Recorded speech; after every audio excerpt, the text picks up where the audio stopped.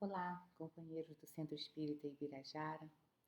Mais uma vez rogamos a Jesus que ilumine essas nossas reflexões. Hoje continuaremos o nosso estudo do Evangelho segundo o Espiritismo com o capítulo 14 e os itens 5 a 8. Esse capítulo é aquele que leva o título Honrai a vosso pai e a vossa mãe. E exatamente no primeiro dos itens que nos cabem hoje, nós temos aquele questionamento de quem é minha mãe e quem são meus irmãos. Então, esse item começa nos relembrando a passagem de Jesus que está em Marcos e em Mateus. Então, nos dois evangelhos nós encontramos essa situação descrita pelos evangelistas. Em que, vamos lá lembrar, e tendo vindo para casa, reuniu-se aí tão grande multidão de gente que eles nem sequer podiam fazer sua refeição. Sabendo disso, vieram seus parentes para se apoderarem dele, pois diziam que perdera o espírito. Entretanto, tendo vindo sua mãe e seus irmãos, e conservando-se do lado de fora, mandaram chamá-lo. Ora, o povo se assentava em torno dele e lhe disseram: Tua mãe e teus irmãos estão lá fora e te chamam.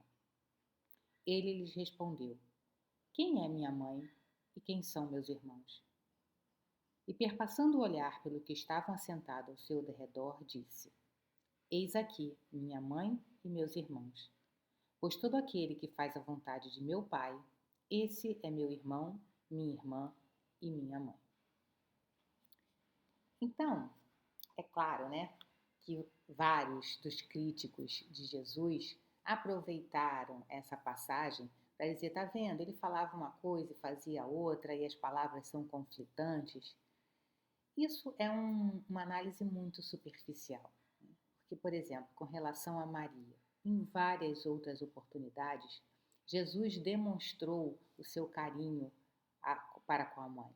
Então, não cabe dizer que nesse momento Jesus estava afastando ou renegando sua mãe ou até mesmo sua família.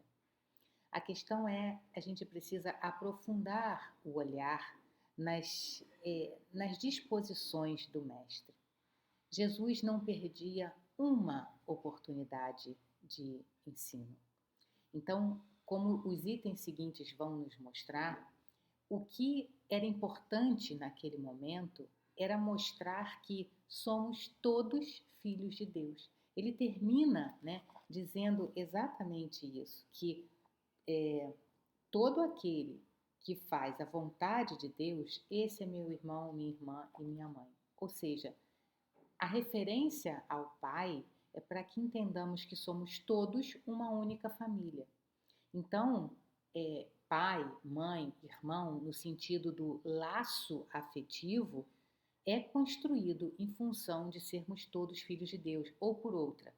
São laços que iremos construindo a partir dos laços de família atual, nós vamos construindo essa realidade de família universal que na verdade somos já. Porque se somos todos filhos do mesmo pai, somos todos irmãos, né? Só que a gente fala isso às vezes no sentido muito até quase poético, né? Ah, nós somos uma só família, todos são irmãos. Mas o que significa isso?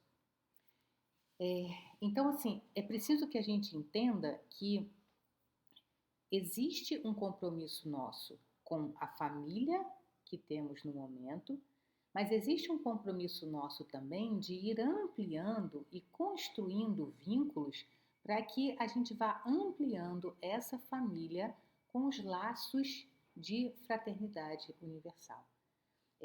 Joana de Ângeles, no livro Lições... Não, no livro... Estou trocando os livros, gente. No livro Jesus e o Evangelho, à luz da psicologia profunda, quando ela comenta essa questão do honrar pai e mãe, e que ela menciona essa passagem, ela termina dizendo que o seu amor, o amor de Jesus, o seu amor familiar ampliava-se a toda a humanidade para a qual viera, rompendo os grilhões do grupo restrito para ensinar que na condição de serem todos os indivíduos filhos de Deus, são uma só e única família. Ele já se houvera desincumbido dos deveres no lar. Encontrava-se na idade adulta. Direcionava os passos para o objetivo essencial para o qual viera. Não seria, portanto, lícito que se detivesse para atender às paixões e controles de qualquer natureza em detrimento das determinações de Deus. Então, ou seja, aqui fica claro que essa fala do mestre é porque ele estava num momento de utilizar a sua posição como esclarecedor de toda a humanidade. Então, ele já, como ela coloca, ele já tinha se desincumbido dos deveres no lar. Ali, agora, era o momento dele atuar como o enviado de Deus na pregação dessa ideia da família universal. E é interessante a gente lembrar também, né, que o trecho começa dizendo que os parentes, ao saberem que ele estava ali, foram lá para impedi-lo, porque, como é que é a expressão? Eles estavam, os parentes vieram para se apoderarem dele, pois diziam que perdera o espírito, ou seja, que ele estava, né, zozó, que ele já estava, não estava em sã consciência. Então, é preciso, assim, e Jesus não sabia disso, né? Claro que sabia. Então, como que ele ia ceder a essas paixões e esse controle, como diz Joana, se ele tinha uma missão maior? Então, dentro daquela serenidade que caracteriza aqueles que estão verdadeiramente ao lado do bem e da verdade, ele consegue transformar aquele momento em mais um ensinamento. Então, não vale, mais uma vez, uma interpretação rasa de que ele estava renegando sua família. Ele estava apenas exercendo o papel para o qual ele aqui estava. E como eu disse, em vários outros momentos, ele demonstra esse respeito, esse cuidado, esse carinho com Maria, que não faz a gente interpretar que ele estava aqui realmente renegando a mãe. Uma outra questão que eu acho que se levanta com essa passagem é o que nós vemos no item 8, quando Kardec comenta a questão da parentela corporal e a parentela espiritual. Então, ele começa dizendo que os laços de sangue não criam forçosamente os liames entre os espíritos. Então, assim, e aí a gente já vê o próprio Jesus vivendo isso, né? Aqueles que eram os seus parentes de sangue não entendiam a sua missão. Pelo contrário, achavam que ele tinha perdido o juízo. Então, assim, aqueles liames do sangue não criavam forçosamente os liames entre os espíritos. Quer dizer, os laços sanguíneos, eles não correspondem aos laços de afinidade espiritual. O corpo procede do corpo, mas o espírito não procede do espírito, porquanto o espírito já existia antes da formação do corpo. Então, a gente cai, né, na questão de que tantas vezes as pessoas dizem assim: nossa, mas eu queria ser daquela outra família, porque eu não me entendo com a minha família, mas eu, quando estou naquela outra casa, eu me sinto em casa, né? Eu gosto tanto mais de fulano, de Beltrano, por que minha mãe não é igual à mãe do meu amigo XYZ? Por que meu pai não pode ter o mesmo comportamento do pai da minha amiga e tal?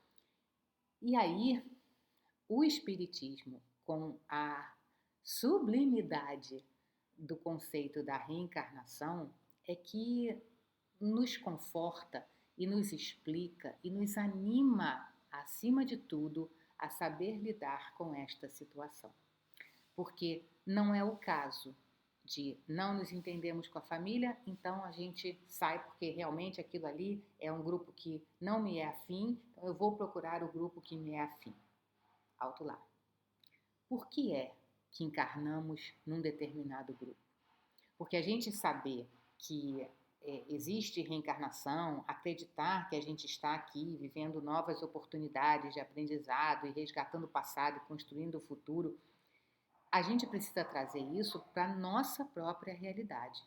Então, o que é, como o Joana sempre fala isso, né? Quando se nos apresenta uma situação de desafio, a gente precisa perguntar para esta situação: o que essa situação quer me ensinar? Então, a cada desafio, a gente precisa descobrir a razão daquele desafio estar ali perante nós, naquele exato momento, daquela forma. A vida não existe acaso. A vida não, como é que é aquela expressão, né, de Deus não joga dados. Então, não é assim, vamos botar essa situação lá para ver como é que a Daisy reage. Não. É tudo planejado. A gente lê os livros de André Luiz, a gente vê o cuidado que se tem com o planejamento de uma encarnação. Obviamente que a gente chega aqui e a gente não faz tudo que foi planejado, porque faz parte do nosso processo evolutivo esse errar e acertar contínuo. Então, mas o fato é, se está ali, é porque eu preciso lidar com aquilo. No livro Lições para a Felicidade, Joana de Ângeles ressalta o seguinte: todos aqueles que formam o clã estão de alguma forma vinculados entre si pelos fortes laços de experiências transatas. Então, assim, é muito, muito, muito, muito raro a gente ter um grupo familiar que os vínculos não venham do passado. Pode existir? Pode. Né? Normalmente até em situações mais de missão, de algum espírito, que não é o nosso caso, né? Nem o meu, nem o de vocês que estão aqui me aturando, me ouvindo, né? Então, assim, a gente tem toda a nossa realidade familiar, qualquer que seja ela tem vínculos com o passado.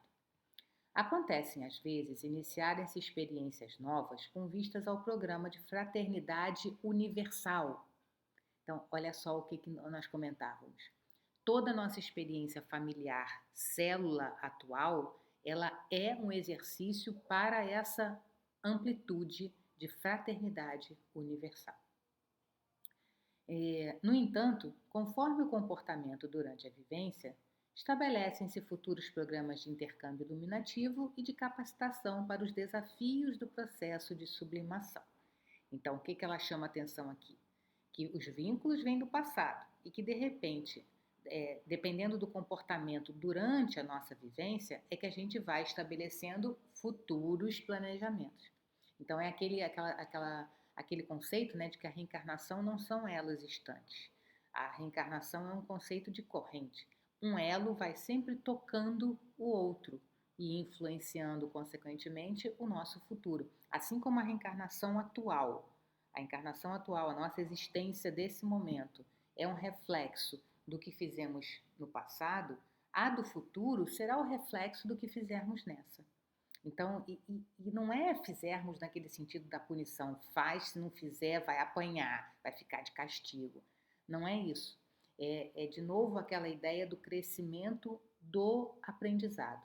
Então, a de ontem, ela reflete no hoje, no sentido de que o que eu não consegui aprender ontem, eu refaço hoje, eu tenho uma experiência semelhante, para ver se dessa vez, então, eu consigo entender melhor.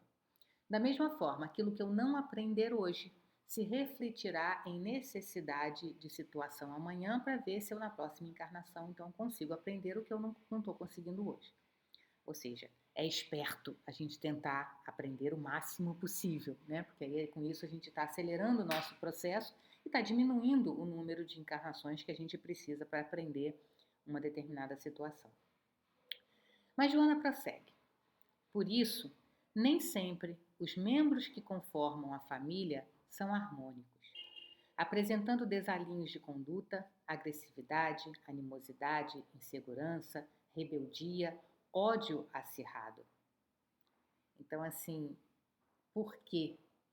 Se a gente se entende ainda como um espírito em evolução, e se a gente se entende ainda mais para o início do que para o fim, né, de toda essa bagagem que a gente precisa aprender, e se essa encarnação é um reflexo do passado, do que a gente ainda não conseguiu realizar, é mais do que natural a gente esperar ainda conflitos. Porque a nossa vivência dessa fraternidade universal ainda é engatinhante. Então, não seria ilusório a gente pensar que a gente já está em momentos de ter um grupo totalmente afim, de que a nossa família é, né, aquela família de margarina, que, aliás, essa é que é a questão. aquilo que sempre brinca, o pessoal sempre brinca, né, do mostrar o que é a expectativa e depois o que é a realidade. A gente vai para as propagandas e a gente vê aquela família sempre linda, sempre mãe amamentando, tá sempre com aquela cara descansada que eu estou procurando até hoje, né? Porque assim, não é a gente fazer a apologia do sofrimento ou ser negativo no sentido de que tudo que nos acontece é ruim. Não é isso. Mas também há um esforço, como eu mencionava, a história da amamentação. É ótimo, é maravilhoso, é bom para a criança, é bom para a mãe, mas é esforço. E é muitas vezes cansaço, é muitas vezes choro, é muitas vezes aprendizado, sim. Só que nem tudo que tem momentos em que a gente chora significa que é ruim, né? Significa que a gente está construindo ou adquirindo um valor maior. Então, assim, achar que nós vamos ter a família da propaganda do leite molíaco, da margarina, do que quer que seja, né? Que já são até memes daquela coisa da gente ser absolutamente perfeito. Isso é irreal. Isso é lá na propaganda. Mas aqui, isso também não significa que não devamos focar em construir aquela situação. Então é mais ou menos, né, como a gente fala: ah, não, mas isso Jesus fez porque era Jesus. É claro que ainda não conseguimos fazer tudo que Jesus faz, mas as nossas decisões têm que ser sempre focadas nesse caminho de que eu serei como Jesus. É por isso que Jesus é guia e modelo. Então, o fato dele ser modelo significa que eu preciso imitá-lo, digamos assim, né? Ou seja, o comportamento que eu tenho que buscar é um comportamento semelhante ao dele. Quando eu olho, então, uma família de margarina, eu preciso entender que ela ainda não existe na minha realidade e na realidade da maioria das pessoas na Terra, mas que ela pode ser o modelo que eu preciso visar. Então, o que me cabe nesse momento para ajudar a construção daquele modelo? Então, Joana diz que então, os membros da família nem sempre são harmônicos, e ela diz: nesses casos, identificamos adversários que se enfrentam mediante nova e abençoada oportunidade nos tecidos biológicos do mesmo grupo, a fim de retificarem os erros, aprenderem compreensão e tolerância, reformularem conceitos sobre a vida. Então, queria que a gente parasse aqui para pensar também numa coisa, né? O fato da gente saber que essa nossa família provavelmente se constitui de laços que ainda não são harmônicos que a gente traz do passado, isso não significa que, tá, então já sei que é isso. Então não vou esperar mesmo que nessa encarnação eu tenha uma família harmoniosa. Então o que me cabe aqui, tá, já aprendi também que eu não tenho que brigar, então eu vou simplesmente esperar, né? Eu tenho que aturar esta família para ver se na próxima encarnação, então, eu já mereço, entre aspas, uma família melhor. Ela diz que é a fim de retificarem os erros. Portanto, há uma parte que nos cabe na identificação de por que os nossos laços ainda não são harmônicos. Não, eu acho que a gente já passou, né, daquela fase de achar que a culpa é sempre do outro. Eu acho que quem tem 2 dias de estudo de doutrina espírita já deveria fazer essa reflexão de que eu preciso ser responsável pela parte que me cabe. Então, num relacionamento, há sempre 2 envolvidos. E os 2 envolvidos contribuem para aquele relacionamento de forma boa ou de forma ruim. Mas não é sempre a culpa é de um só. A culpa é do outro. É preciso a investigação permanente de qual é a parte que me cabe. A parte do outro vai ser do outro. É consciência dele, é o que ele vai fazer. Mas eu não posso deixar de fazer a minha parte porque o outro, que eu estou vendo, que às vezes até é verdade, eu estou vendo que o outro não faz a parte dele. Mas isso não é desculpa para que eu não faça a minha parte. Isso é muito parecido com aquele conceito, né, de que meu pai e minha mãe, eu preciso honrar meu pai e minha mãe, e aí com isso eu preciso fazer exatamente o que eles querem. Honrar pai e mãe é ser grato, porque não importa qual foi a forma que viemos ao mundo, mas foi através deles. Então é ser grato pela oportunidade da encarnação, que já é uma coisa difícil, porque a fila lá em cima tá grande, né? Então é ser grato pela oportunidade e, consequentemente, ter para com eles todo o cuidado, né? Toda a responsabilidade daquele que recebeu um talento e que, portanto, precisa fazer aquele talento render. E a gente precisa render esse talento da bênção da reencarnação que nos foi dada pelos pais para com eles. Mas não cabe nem aquela coisa de dizer, eu sou assim porque minha família não me orientou corretamente. Porque meus pais faziam isso, aquilo outro, e isso me gerou muitos traumas e tal. Nossos pais fizeram que era melhor dentro do que lhes era possível. Os pais não são criaturas perfeitas, portanto, erraram de propósito na formação de um filho. A gente precisa lembrar que os pais são também espíritos em evolução, com os seus próprios problemas, com seus próprios desafios, com seus próprios aprendizados a serem feitos. E nesse caminho erram inclusive para com os filhos. Só que esses filhos, que também têm o seu desenvolvimento individual a ser feito, próprio, pessoal e intransferível, né? A gente precisa se apropriar do que é a nossa responsabilidade, do que é o nosso crescimento. E olhar para esses pais fazendo não o julgamento, porque, como eu disse, eles fizeram o melhor dentro do que lhes era possível, como espíritos também em aprendizado.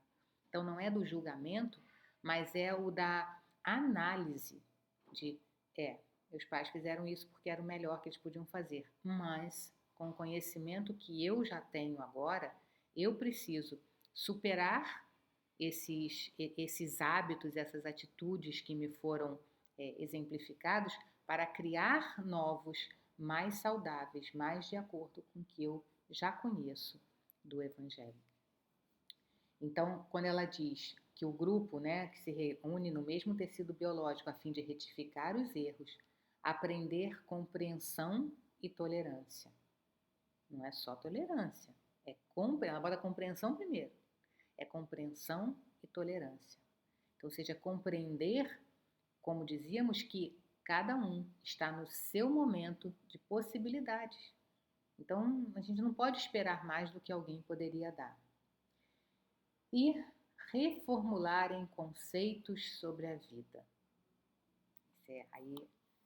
Aí o bicho pega, né? Porque reformular conceitos sobre a vida é talvez reavaliar toda essa nossa postura, toda essa nossa educação. Porque a educação tem papel fundamental na vida do indivíduo. Mas não é só a educação que nós recebemos na infância, é a educação contínua. Então, a partir de um determinado momento, nós precisamos assumir aquela parte que nos cabe. Então, se nós temos uma família onde há conflitos, qual é o conceito que eu preciso reformular ali?